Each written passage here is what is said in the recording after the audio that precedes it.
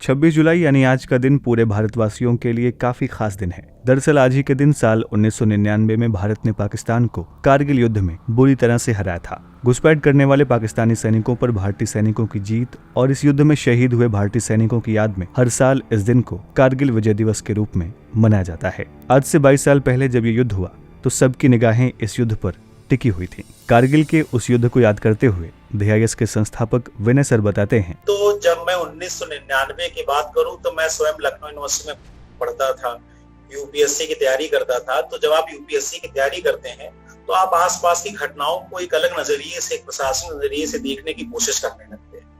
तो उस तरह से देखा जाए तो मैं एक जागरूक व्यक्ति था और अपनी 23-24 साल की उम्र में था, तो मैं घटनाओं को समझ सकता। तो जब ये घटना मई में मीडिया में, अखबारों में आने लगी, और खास बात है ये पहली ऐसी घटना थी। उससे पहले 62 के, 71 के, 65 के युद्ध हुए थे, तो वो सामान्य कुछ अखबारों के द्वारा थे और बहुत लोगों तक वो पहुंच नहीं पाते। पर ये ऐसा युद्ध था जिसको मीडिया ने लाइव दिखाया था। बरखा दत्त जैसी पत्रकार लोगों के घर घर पहुंच गई थी और उन्होंने वहां लाइव एक तरह से टेलीकास्ट किया था, तो लोगों में उसके प्रति जागरूकता बढ़ी। कारगिल युद्ध से पहले भारत और पाकिस्तान की सरकारें दोनों देशों के संबंधों को बेहतर बनाने में लगी हुई थी। ऐसा माना जा रहा था कि भारत और पाकिस्तान की जितनी समस्याएं हैं या फिर चुनौतियां हैं लगभग एक जैसी ही हैं और अब दोनों सरकारें मिलकर काम करेंगी। 1998 तक आते आते जब दोनों राष्ट्र परमाणु संपन्न देश बन गए तो कई जानकारों ने अनुमान लगाया कि शायद ही इन दोनों देशों के बीच युद्ध हो। भारतीय प्रधानमंत्री अटल बिहारी वाजपेयी तो फरवरी 1999 में ऐतिहासिक लाहौर यात्रा पर भी गए हुए थे। लेकिन ऐसे हालात के बावजूद भी जब मई जुलाई 1999 के बीच कारगिल युद्ध हुआ तो लोगों में ये संदेश गया कि भारत और पाकिस्तान मिलकर काम नहीं कर सकते, क्योंकि इन दोनों देशों के रिश्ते कहीं और से तय हो रहे थे। 1999 में हुए कारगिल युद्ध के पीछे कौन जिम्मेदार था, आइए विनय सर से समझते हैं। राजनीतिक फ्रंट पर दो देशों के प्रधानमंत्री संबंधों को सुधारने में लगे, पर पाकिस्तान की सेना क्या है इस संबंध को बिगाड़ने में लगी थी और वो एक नई रणनीति बना रही थी कि कैसे इस खुशनुमा माहौल को पटरी से उखाड़ फेंका जाए और एक नए तरीके से भारत पर अंतर्राष्ट्रीय दबाव बनाया जाए। तो मैं यही कहूंगा कि मैं शॉक्ड ज्यादा था। अगर हम 1999 की बात करें तो बहुत ज्यादा शॉक्ड एक तरह से हम लोगों को दिखाई देता। ISI के हेड थे लेफ्टिनेंट जनरल शाहिद अजीज, उनकी किताब है ये खामोशी कब तक, या रश्मि वशिष्ठ की किताब आप कारगिल पे देखें, या जनरल VP मलिक की किताब देखें, तो एक आम जो धारणा बनती है कि कारगिल का युद्ध बेसिकली सेना के गैंग ऑफ फोर का मतलब क्या था? परवेज मुशर्रफ जो उस समय जनरल थे, दूसरा थे जनरल महमूद, तीसरे थे जनरल मोहम्मद अजीज और चौथे थे जनरल जावेद हसन। ये गैंग ऑफ फोर ने इसकी पूरी रणनीति बनाई थी। और यहाँ की कहा जाता है DGMO, पाकिस्तान के DGMO यानी डायरेक्टर जनरल मिलिट्री ऑपरेशन को ये बात नहीं पता थी कि कोई ऐसी घटना होने वाली है। कहा जाता है जब पहली बार ब्रीफिंग की गई तो ब्रीफिंग के समय बहुत से लोग शॉक्ड रह गए, वहां के एयरफोर्स के अध्यक्ष भी शॉक्ड रह गए कि ये क्या हो गया है। तो एक गैंग ऑफ फोर की बात थी।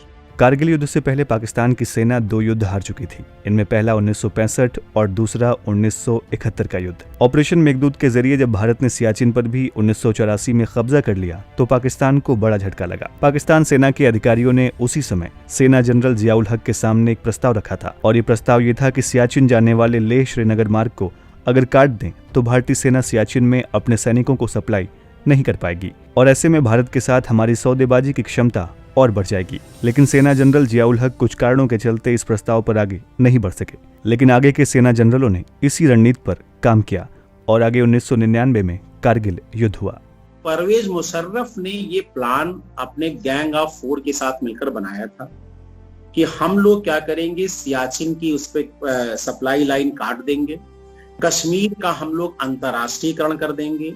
चूंकि हम दोनों न्यूक्लियर पावर है, 1998 में दोनों ने परीक्षण कर लिया था, तो हम दुनिया को दिखाएंगे कि अगर भारत इस तरह से कोई कार्रवाई करेगा तो एक न्यूक्लियर वॉर छिड़ जाएगी, तो अमेरिका और पश्चिमी देश इसमें क्या है, मध्यस्थता करने आ जाएंगे और इस तरह से हम लोग कश्मीर के मुद्दे का अंतर्राष्ट्रीयकरण कर देंगे। और उनका एक था कि अगर पहाड़ियों पर कब्जा हो जाएगा तो भारत में घुसपैठ करना क्या हो जाएगा, आसान हो जाएगा। ये सब उन्होंने एक तरह से कहा जाए मिस कैलकुलेशन की, यानी ने अपनी सीमाओं में जो कैलकुलेशन किया वो ये सोच के किया था कि भारत कोई प्रतिक्रिया नहीं करेगा और हम आसानी से चुटकियों में करके काम कर लेंगे। पर परिणाम ये हुआ कि भारत ने अपनी पूरी ताकत झोंकी, और ताकत ही नहीं झोंकी, उसने ये दिखाया कि प्रतिकूल परिस्थितियों में जब आप चोटी पे हो और हम नीचे हो, तो आर्मी में कहा जाता है कि अगर आप चोटी पे हो नीचे हो तो 1:27 का अनुपात होना चाहिए, यानी चोटी पर बैठा एक सैनिक हमारे 27 सैनिकों के क्या है, बराबर। कहा जाता है उसके बावजूद इन विपरीत परिस्थितियों में भारतीय सेना ने जिस तरह से पहाड़ी क्षेत्रों पर हमला करके चोटियां जीती, वो मिलिट्री साइंस में दुनिया के सामने एक अप्रतिम उदाहरण बनकर ये एक भारत की सेना की स्ट्रेंथ हमें कहीं ना कहीं क्या होती है, दिखाई। कारगिल का युद्ध हमारे लिए शौर्य और भारतीय सेना की वीरता का प्रतीक जरूर है, पर युद्ध ने हमें कई सबक दिए हैं। इस युद्ध में करीब 500 से ज्यादा भारतीय सिपाही मारे गए थे और लगभग 1000 से अधिक सैनिक घायल हुए थे। इस युद्ध ने एक और हमारी जहां कई नाकामियों को उजागर किया, तो वहीं इस युद्ध की जीत ने हमारा कद भी बढ़ाया था। आइए जानते हैं कि कैसे। देखिए, अगर कारगिल से सबक सीखने की बात थी तो कुछ चीजें तो हमारी सकारात्मक रही। सकारात्मक क्या रही?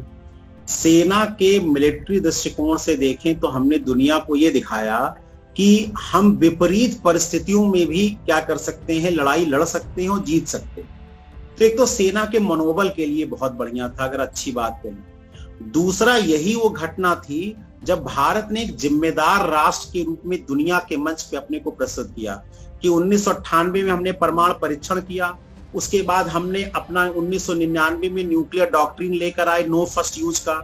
फिर हमने पहल की और हम पाकिस्तान में यात्रा करके गए और मीनारे पाकिस्तान तक पहुंचे, और पाकिस्तान ने अपने आप को गैर जिम्मेदाराना राष्ट्र के रूप में अपने आप को क्या किया, प्रस्तुत किया।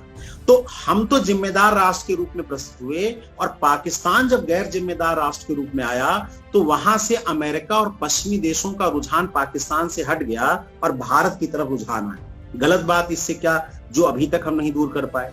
हमने कहा इंटेलिजेंस फेल्योर तो बहुत बड़ा मामला है, आज तक हम उसे हल नहीं कर पा रहे हैं। दूसरा था सेनाओं में कोऑर्डिनेशन का मामला। 1999 में कहा जाता है कि एयरफोर्स मार्शल जो थे टिपनिस साहब और वीपी मलिक जो थल सेना अध्यक्ष थे, उनके बीच में कोऑर्डिनेशन कहीं ना कहीं कम हो रहा था, और उसके लिए ही जो सुब्रमण्यम कमेटी थी जो कारगिल पर बनी थी, उसने एक प्रस्ताव रखा था सीडीएस का, चीफ ऑफ डिफेंस स्टाफ का, वो अब जाकर बना है। इसके अलावा जो कोऑर्डिनेशन की प्रॉब्लम है वो कहीं ना कहीं चली आ रही है, अभी तक वो हल नहीं हुई है। तो जाहिर बात है कि जो सुब्रमण्यम कमेटी की सिफारिशें हैं, जो कारगिल रिव्यू कमेटी थी, आज तक पूरी तरह इंप्लीमेंट नहीं की गई हैं। तो हम सीखेंगे अगर नहीं इतिहास से, तो हमने कहा इतिहास फिर हमें फिर सिखाएगा। और पाकिस्तान तो अलग बात है, अगर चाइना और इस तरह की जब शक्तियां हमारे सामने आई थी और वो इस तरह की कारगिल जैसा एडवेंचर जैसा उन्होंने गलवान घाटी में कर दिया है, तो शायद हमारी मुश्किलें क्या हो जाएंगी, बढ़ जाएंगी। यहाँ ये कहना गलत नहीं होगा कि युद्ध किसी भी समस्या के लिए अच्छा विकल्प नहीं होता है। इससे दोनों पक्षों को बड़ा नुकसान होता है। हजारों सैनिक शहीद हो जाते हैं और देश को आर्थिक रूप से भी काफी नुकसान उठाना पड़ता है। भारत एक शांतिप्रिय देश है जो कभी भी युद्ध में विश्वास नहीं रखता है। देखा जाए तो भारतीय सेना हमेशा ही विदेशी ताकतों से देश की रक्षा करती रही है, मातृभूमि के लिए बलिदान देती है और हमें गौरव की अनुभूति कराती है।